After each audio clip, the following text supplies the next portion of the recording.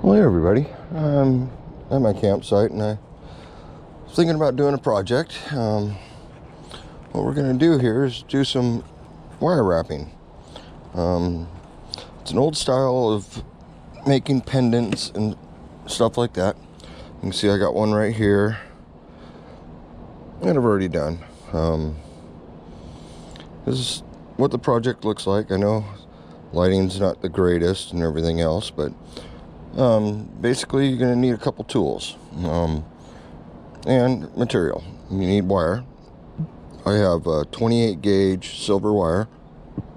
You can use any kind of wire.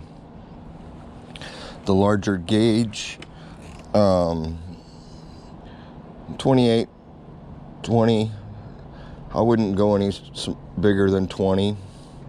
It just takes up, too much space on the rock. You'll need pliers. I got a pair here just for cutting my wire, needle nose. I got a pair of flat nose, which is nice for doing some of the twists if your fingers don't want to do it. I also have some scrolling pliers. These are quite handy at the very end. You'll see it at the end of the wrap. I carry a tool for trying to pull the wires and tighten them. When my fingers aren't working great, you need more tools. The loose set loom and some yarn, and I'll show that at the end how that works. First thing we need is a rock. As you can see, I've got a lot of rocks laid out here. Size, shape, none of it matters. Absolutely none of it. For this, I'm going to use a dark colored rock so you can see the wire on it. The rules are pretty simple on this. You need 3 times the size of your rock and then 3 times that. So what we're going to do here is about 8 inches of wire for this rock. So maybe a 10-inch wire. Doesn't matter. You're going to waste wire. Let's cut it. And what we need is 3 strands about the same length. They will be the same length. I will cut them to the same length.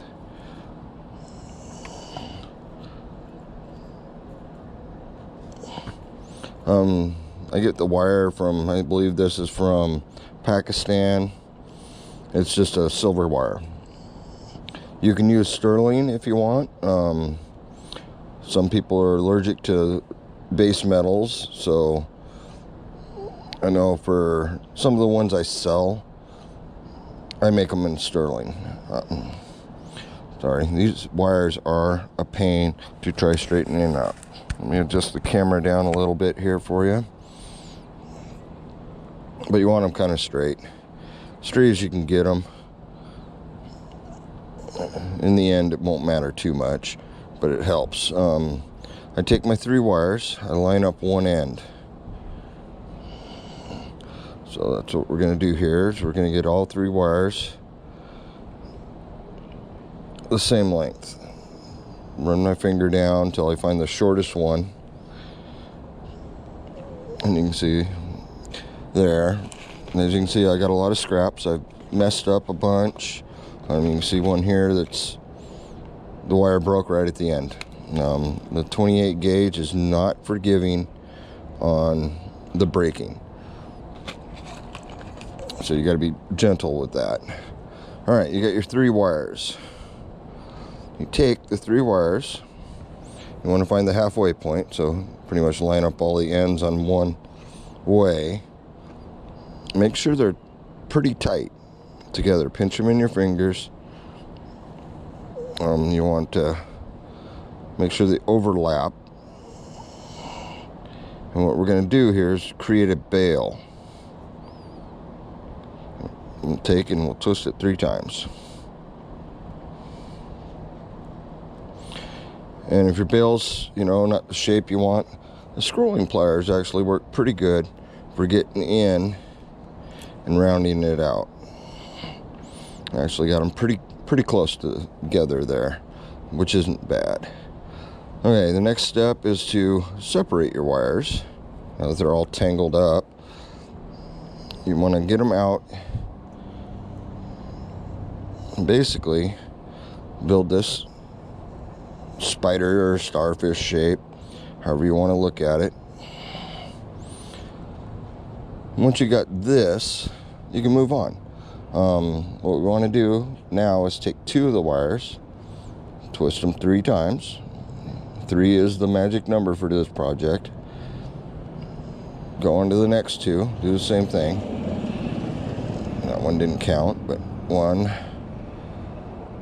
2, 3. Different sizes. I want to twist this one more so it looks the same. You do kind of want to keep these first ones really close to the same length. The closer you pinch the wire to the stem, the tighter it will be.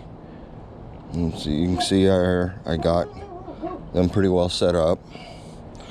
Sorry about the dog, he's being a prick. But this is what I end up with. And the whole idea is you want to take your rock and you want to put this right there. And this is a black rock. You can do any kind of rock, but for video it's going to be easier to see the wire on the black rock. Alright, not ready for the rock quite yet. Next thing we got to do is take the opposites, which I'm going to cross them over and try to leave like, I don't know, 1/4 inch loop, and then twist 3 times to get that together. Move on to the next section, do the same exact thing. Twist it 3 times. Sorry if I'm leaning or moving out of frame or anything like that. This isn't always easy. Now you got 2 sections done, you got 1 more. Well, the 1 more has to kind of form around your rock. So what we're going to do is we're going to set the wire on here, kind of pull it down over, and I can see that I don't have to do a whole lot of extra, so we'll do the same thing, 1/4 inch loop. Different size rocks will require different size loops. Simple as that. If you're going to do a big rock like this, which you can do, in the same method. So now we're going to just pull these kind of into a cone so it sits over the rock. And right now it's real fidgety and kind of a pain to work. So what we're going to do is we're going to grab 2 opposites, and this time we're going to go out almost 3/8 of an inch and twist it nice 3-4 times, depending on your rock size or how far you want to put things out in it. So I like to use my fingernails to kind of pull the wires down tight. So we got that one right there. Looks pretty good. So we need to do the next one, which is pull 1 wire from one side and do the same thing, about 1/2 inch, 3/8, 1/4 inch. If it's a really small rock, it's a really small loop. You don't have distance between your connections. And go around and do it again, each and every section.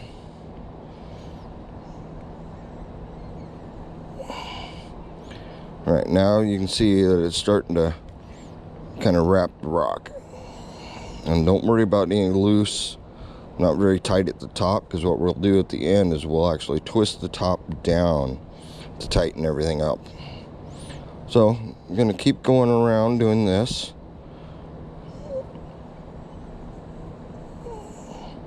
Every rock is different, so every time you do it, it's going to be different. It's unique every time. Holding the rock and holding the wire together is a pain. It's probably the hardest part. You're prone to cramps. And you see here, what I'm doing is I'm taking the wires almost 90 degrees to each other and lining them up. but then you pull, and it kind of opens them up. You can see here, since I've already done 2 sides, the third one's quite a ways. But you want to make sure, you know, when you do this, I always do mine left over right, you kind of want to keep it to the middle. And you can see the last loop, and I want to put it in the same spot. Okay. Yeah, and the rock will constantly slide on the round ones. Can be real tough, but you can still do it. All right. I got all the way around for that round. What I want to do is kind of pull everything down around the rock. That is another point to use something like this. If you don't get the fingernails, you can go like that. All right, so we're going to go do it again. Start out. I mean, the wires are straight across from each other. That was a bad twist. So pinch it real tight. Yeah, I didn't pinch very tight. I didn't pull it very tight. But I'm going to go around and same thing, almost directly across from each other. And do the twist again.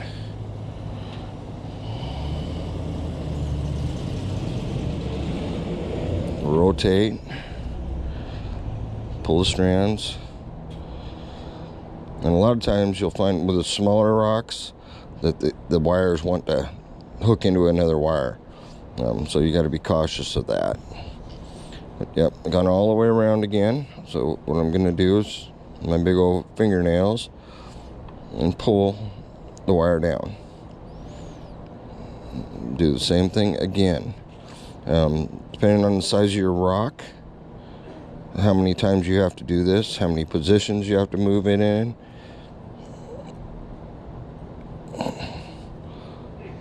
See, that one's close to that side. That's why every one is different. Every rock wrap is going to be unique.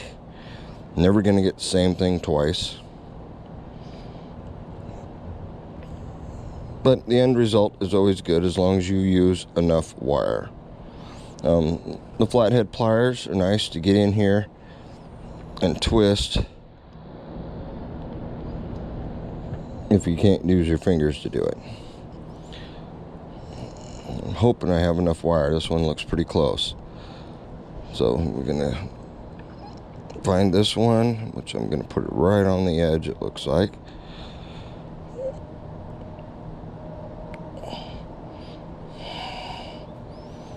Okay, I want it to stay up here, so what I'm going to do is tighten it down towards the base. And it's still going to pull down. Here we're at the bottom of the rock. And I'm going to grab all the wires, even the ones that are twisted. Okay, that one I don't like. So we're going to tighten that one up here a little better, maybe. Some rocks, no, that's not going to stay. But either way, what we're going to do is we're going to take all the wires. We're going to twist them really tight. Not too tight, because this 28 gauge wire will break. Twist it all the way out.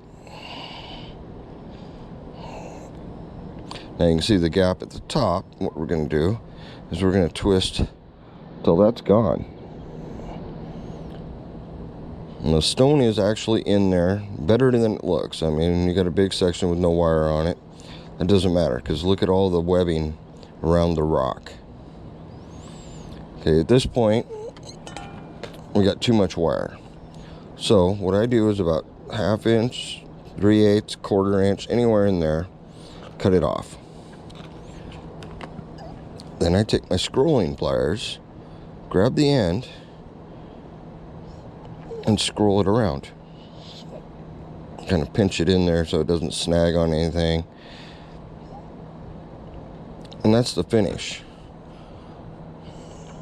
It's a really nice rock.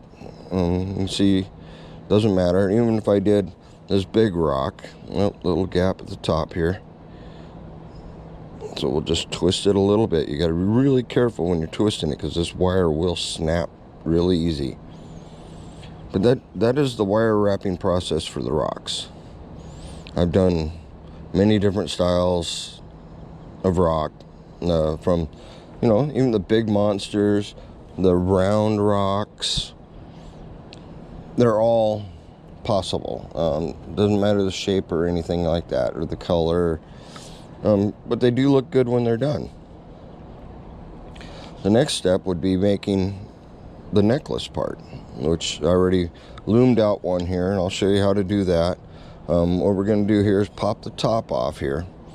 A lot of people will show you to tie the knot here, but I found that if you just take your scissors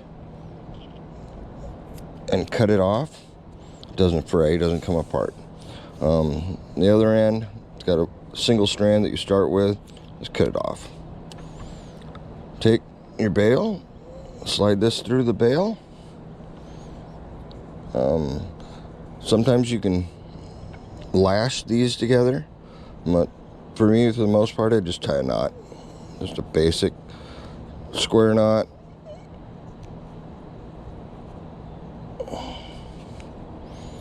And done.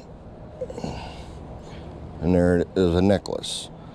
I won't use black to show you guys how to do the loom. We'll use a brighter color here. Loom's pretty easy. This is a loose set loom. You set the cordage on the loom. Some have holes in them that you can put the cordage through, but you still got to hold it. Cord goes through the center, around to the right, then around the outside to the left. If you're left-handed, it's the opposite. Take the cord underneath of it, and you do the same thing. You pinch the cord underneath and pull it over the leg. Always hold it. I hold it with a finger on one side and my thumb on the other.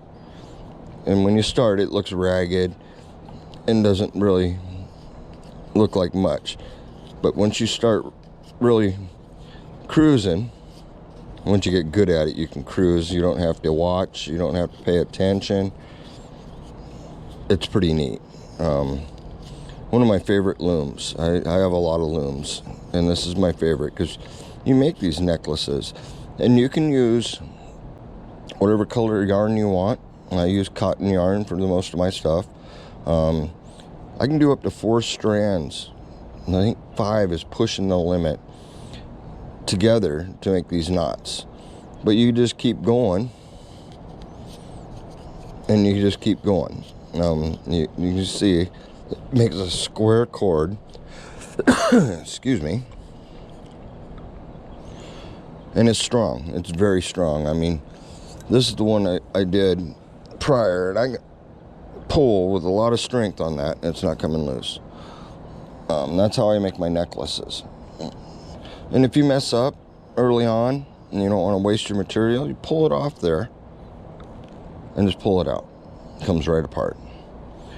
The wire wrapping is fun. It's very entertaining. Loose set loom, I have another video on the loose set loom out there, how to use it. But you can use any gauge wire you want. You can use any color wire you want. Wire comes in all styles, shapes, colors, everything. And the rocks are everywhere. Most of these I did myself. I found and polished. And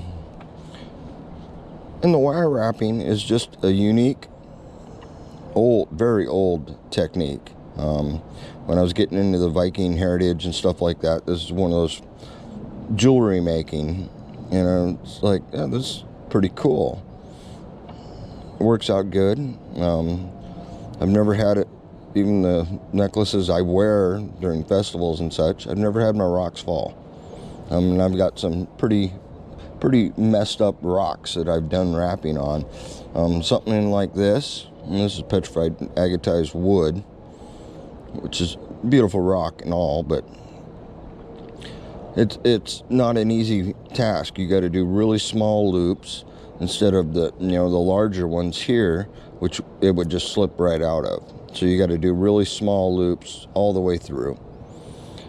The bigger rocks, you can do bigger loops and it'll still work out. But I thought I'd just do a demonstration of how I do my wire wrapping. And you can use any rock. You can pick a rock up off the ground, you make a necklace out of it. Somebody will want it, will like it. Every time I make them, I end up just giving them out to kids when I run across them. Here you go, you know. But the wire's pretty cheap. If you go for sterling, it's a little more expensive than regular silver wire. But it's just as beautiful. Doesn't tarnish. The silver wire doesn't tarnish. The sterling silver wire will tarnish after time. The Lucette loom, you can use any material you want. You want to use string. You weave it on this thing, you make one strand of string into a rope, basically. And this is tough rope. It'll take, I don't know, I think I broke one after about a year of wearing one of the same cordage. The oils and the weather and everything else eventually broke down the cotton where it broke.